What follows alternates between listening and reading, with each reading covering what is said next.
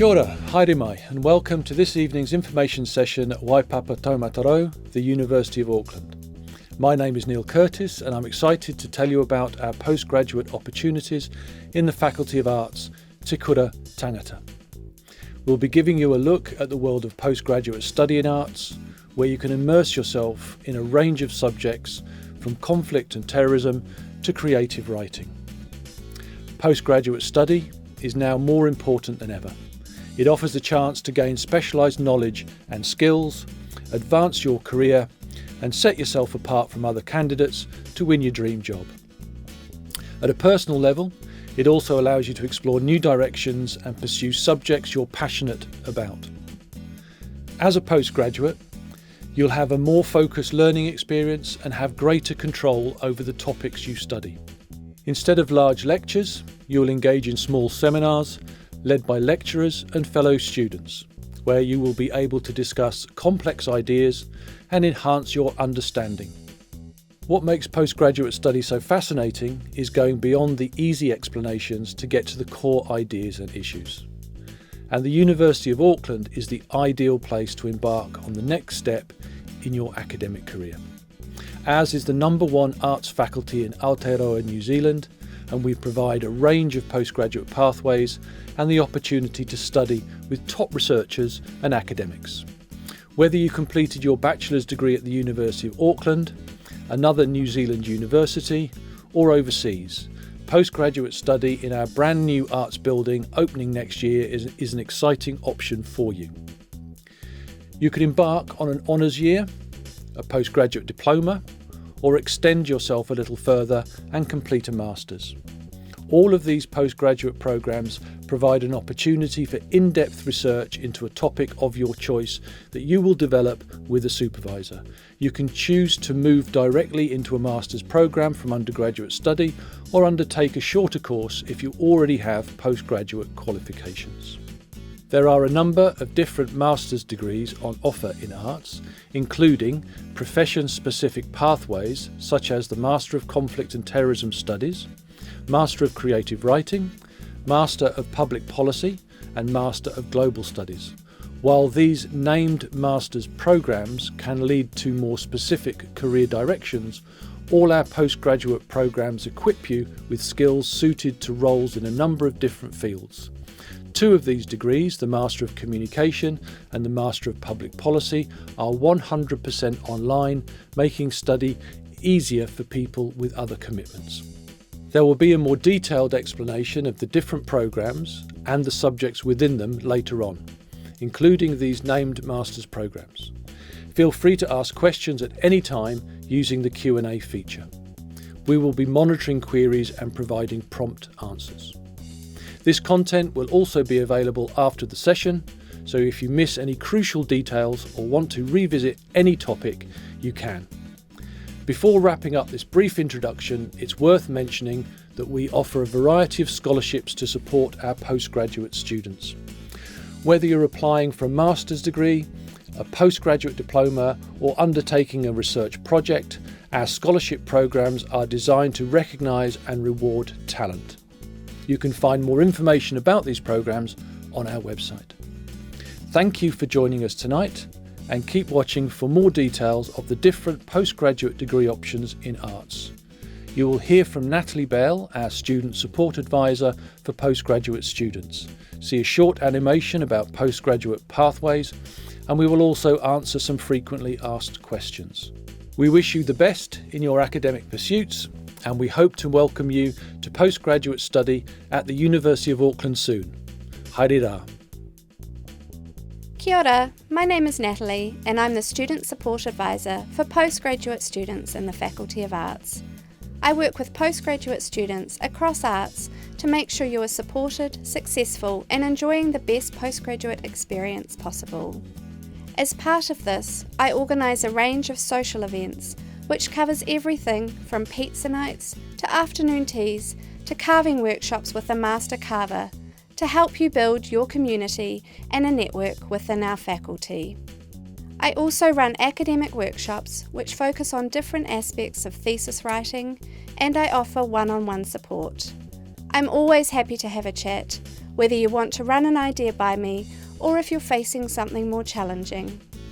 I'm there to put you in touch with the right people and make sure you get the support you need. I also work with a team of 6 mentors who are there to offer peer support. Our mentors are current postgraduate students from different subjects and backgrounds. We have mentors for the Master of Arts program, as well as for the Master of Conflict and Terrorism Studies and the Master of Public Policy. And we have 3 postgraduate tuakana to support our Māori and Pacific students. You will meet your mentors at the get-go and throughout your time with us at any of our events, but your mentors also offer special events for their individual cohorts. Our aim is to build a fun, dynamic and supportive postgraduate community that complements your study and ensures you get the most out of your experience in the Faculty of Arts. We look forward to welcoming you.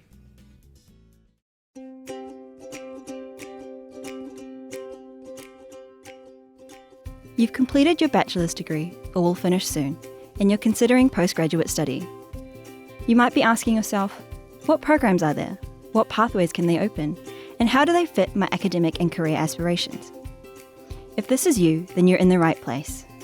We're breaking down different postgraduate study options and how they can pave the way to an exciting future. There are 3 paths into postgraduate study. You could take a 180-point master's straight from your bachelor's degree. You could complete an honours qualification and then a 120-point master's. Or you could complete a postgraduate diploma and then a 120-point master's. The 180-point master's is a taught master's and can be completed in 18 months full-time, or up to 6 years if you're studying part-time. You can enter this program straight from your undergraduate degree. Both the honours qualification and postgraduate diploma are pathways into a 120-point master's, which can either be a research master's or a taught master's. A research master's gives you the exciting opportunity to contribute to the knowledge in your field by completing a research project under the supervision of some of New Zealand's leading scholars.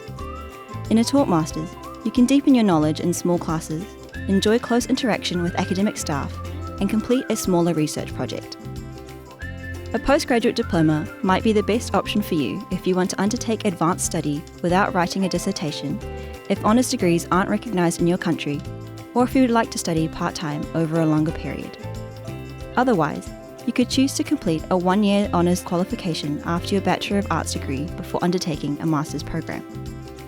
With an honours degree, you could also go straight into a PhD without having to do a Master of Arts program. With any of these routes, depending on your academic background, you may be able to study a subject different to your undergraduate specialisation. There is a wealth of information on our website about the master's programs, or you can reach out to one of our postgraduate advisors.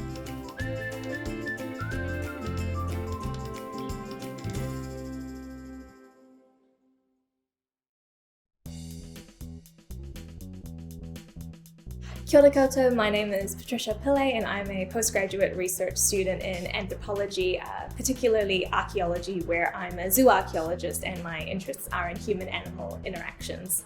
So today we're talking about my master's research on the diet and oral health of the Māori dog, or kuri, in Te Ika Maui, North Island, Aotearoa, New Zealand. So kuri, that's the Māori word for the Polynesian dog that came with Polynesian settlers to Aotearoa, New Zealand from Central East Polynesia sometime 700 years ago or so. Kupe, who is the famous Polynesian navigator who is said to have brought dogs with him when he first arrived to Aotearoa, New Zealand. And we know from the archaeological record and oral histories that kuri were dispersed well across Aotearoa, all the way up to the Kermadec and down to the subantarctic Auckland Islands, showing that they have quite a significant place in Māori society. My master's was really focused on how kuri fared during the early arrival of Polynesian settlers into Aotearoa, New Zealand, and thinking about the long-term environmental changes, so with the loss of moa and with the onset of the Little Ice Age and climate change, I wanted to see how kuri fared compared to their Māori owners in this time. And so that led me, with my supervisors, Professor Melinda Allen and Judith Littleton, to look at kuri teeth. Teeth are really good dental markers because they are good proxies to understand what Kuri ate in the past, can give us clues about their diet, about their nutrition. What my studies show were Kuri were generally healthy. They had little to no evidence of disease or dental indicators indicating any stress, and when there was stress, it was around the time when dogs were weaning from their mothers. Compared to their Polynesian relations, the Māori dog here were not consuming those similar starchy foods and not competing with humans for those foods either.